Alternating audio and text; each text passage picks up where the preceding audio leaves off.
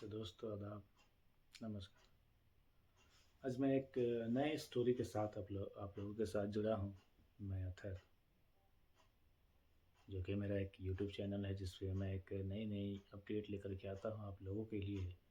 और आज एक हत्याकांड का अपडेट है, तो सोचा कि मैं आप सभी को बता दूँ उस हत्याकांड में शामिल मुख्य आरोपी और जो और भी लोग सम्मिलित हैं, उनका क्या हुआ। तो मेरे जो यूट्यूब चैनल है वो है अथर ऑफिशियल कमेंटेटर। तो इस चैनल पे मैं अब नए-नए स्टोरी डेली लेकर के आऊँगा और आप सभी को बताऊँगा। तो आज जो कि छत्तीसगढ़ के ज़िले बीजापुर ज़िले के जो एक मुकेश चंद्राकर, जो एक यूट्यूबर थे और अपने यूट्यूब चैनल पर नए-नए स्टोरी को अपलोड करते थे और उस बोला जाए तो बस्तर के लोगों के लिए जनहित में काम करने के लिए वो हमेशा तत्पर रहते थे। और उनकी उस ईमानदारी पूर्वक काम करने का तरीका के कारण आज वही उनकी ईमानदारी आज उनकी मौत का कारण बना।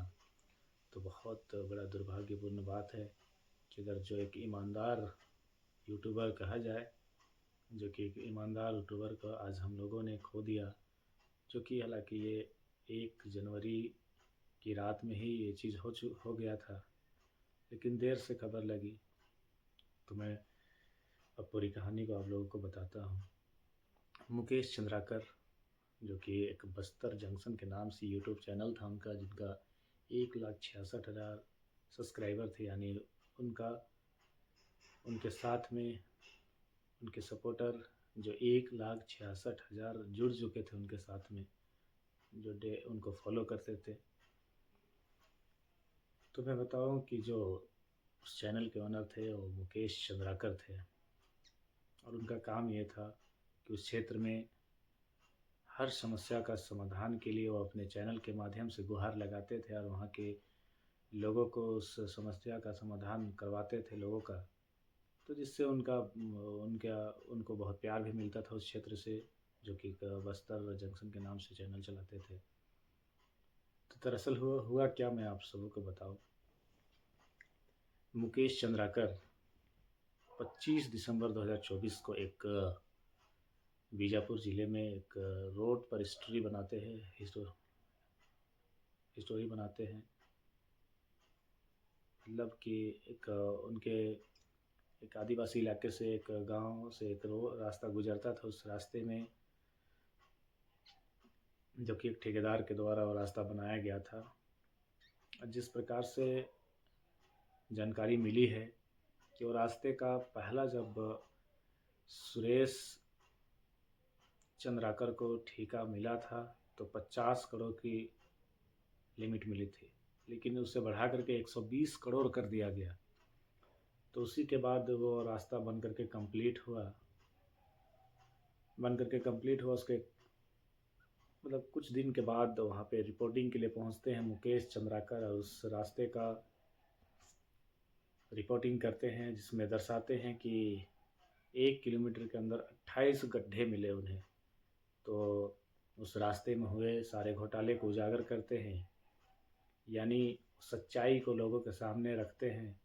और ठीक उसी दिन जब वो वीडियो वायरल हुआ और छत्तीसगढ़ सरकार तक वो वीडियो पहुंचा, तो सरकार ने तुरंत संज्ञान लेते हुए उसमें जांच बैठाया सुरेश चंद्राकर के ऊपर, जो कि एक ठेकेदार था जो उस रास्ते को बनवाया था। उसके बाद तुरंत उसमें जांच होते हुए में जांच करवाया गया। तो उसके तुरंत बाद अगले दिन से, यानी जब सुरेश चंद्राकर के ऊपर जिस दिन 26 दिसंबर को जांच बैठाया गया, तो उसके बनाए गए रास्ते को जांच किया गया। तब उसके शाम से ही सुरेश चंद्राकर मुकेश चंद्राकर को कॉल करके धमकियां देने लगा और लगातार उसको बुलाने लगा, लेकिन मुकेश चंद्राकर ने टाल मटोल करते हुए उसको लगातार टाला, नहीं जाने लगा। लेकिन लगातार परेशान करने पर उन्होंने ठाना कि 1 जनवरी को उन्होंने जाने का, उनसे मिलने का प्लान किया। तो उनके एक लेबर हाउस बना हुआ था, उसमें उन्होंने उनसे मिलने के लिए शाम के समय में गया 1 जनवरी 2025 को। और उसी समय जब वो गए, उस समय से वो लापता थे। लापता थे जब उस रात को उनके बड़े भाई योगेश चंद्राकर अपने बेटे को उनके रूम पे भेजा और पूछा कि क्या वहाँ पे मुकेश मौजूद है, तो उन्होंने बोला कि नहीं। तो योगेश ने भी सोचा कि कहीं कहीं रिपोर्टिंग के लिए गए होंगे, क्योंकि रात में भी जंगलों में जाते हैं तो मोबाइल ऑफ रहता है, जिसके कारण अभी कॉल नहीं लग रहा। हालांकि उनके बेटे के नहीं कहने पर उन्होंने कॉल ट्राई किया, और कॉल किया तो स्विच ऑफ आया फ़ोन। ऑफ आने के कारण कोई कांटेक्ट नहीं। फिर सुबह उन्होंने उठा तो सुबह फिर अपने बेटे को भेजा तो फिर नहीं मिला, और दरवाज़ा खुला था। तो उसके बाद उन्होंने इस चीज़ को सीरियसली लेते हुए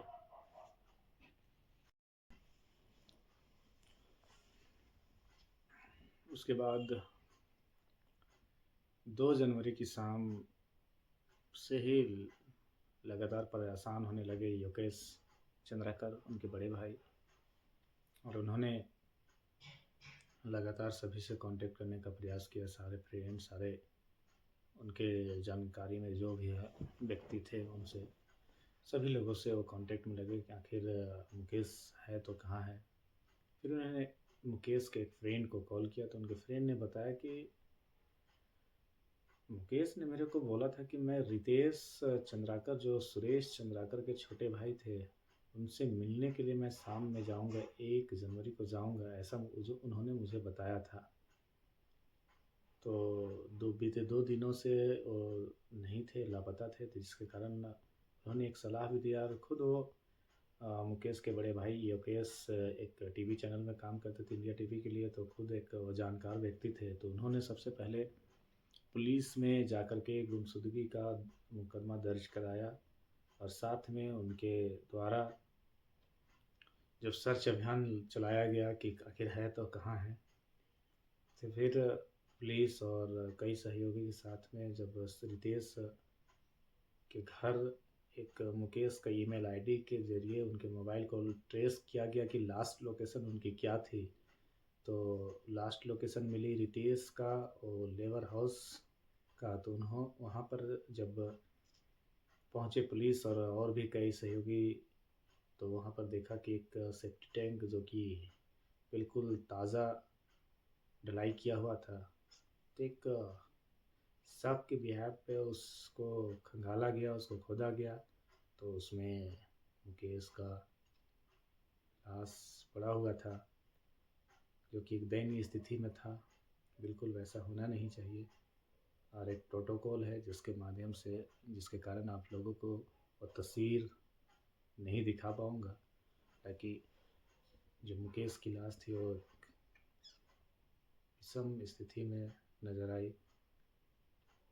उसी समय उसके बाद से वहाँ से रितेश और सुरेश और उनके साथीगण, कोई सभी लोग वहाँ से लापता थे। हालांकि 2 दिन लगातार पुलिस सर्च अभियान चला रही थी उस आरोपी लोग को ढूंढने के लिए।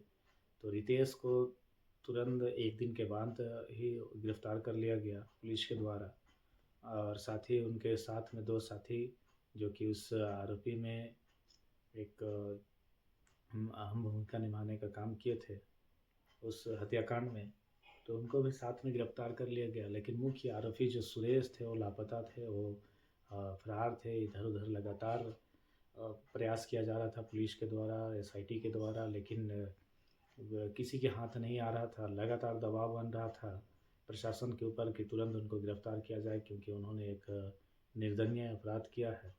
तो जिसके कारण लगातार उन पर दबाव बना था। फिर पुलिस प्रशासन ने एक एसआईटी का गठन किया और उसको 4 जोन में डिवाइड कर दिया। 4 जोन में डिवाइड करने के बाद आज यानी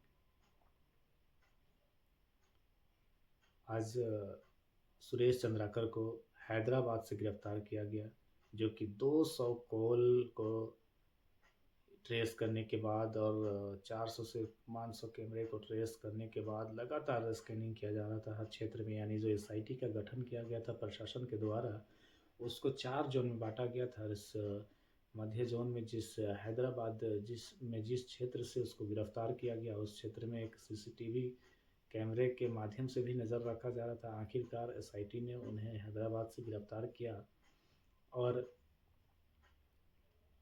आज फिर उनको अब गिरफ़्तार करने के बाद पूछताछ चल रही है और भी कई लोग इसमें शामिल हो सकते हैं। अभी आशंका है कि कई लोग इस हो सकते हैं सिस्टम के भी लोग हो सकते हैं। इसके कारण अभी कठोर तरीके से पूछताछ किया जाएगा सुरेश चंद्राकर से। उसके बाद और आगे की खबर पता चलेगा तो मैं आप सभी के साथ लेकर के आऊँगा। जिस प्रकार से मुकेश चंद्राकर को रितेश ने बुलाया अपने घर पर और बुला करके वहाँ हत्या करके एक सेप्टिक टैंक में डाल दिया और उसके बाद से दोनों भाई और उनके साथीगण। तो हमारे चैनल जो कि यूट्यूब पर मौजूद है अथर ऑफिशियल कमेंटेटर के नाम से, इस चैनल पे आइए आप लोग सभी लोग और एक नए नए अपडेट को देखिए, जो कि आप लोगों के लिए मैं हर रोज़ एक नया अपडेट लेकर के आऊँगा, नई स्टोरी लेकर के आऊँगा। और ये मेरा चैनल अभी नया है तो आप लोग का सपोर्ट चाहिए। अगर हमें ऊँचा करना है, हमारे मनोबल को आगे बढ़ाना है तो फिर हमारे चैनल को सब्सक्राइब कीजिए और लाइक कीजिए और शेयर कीजिए।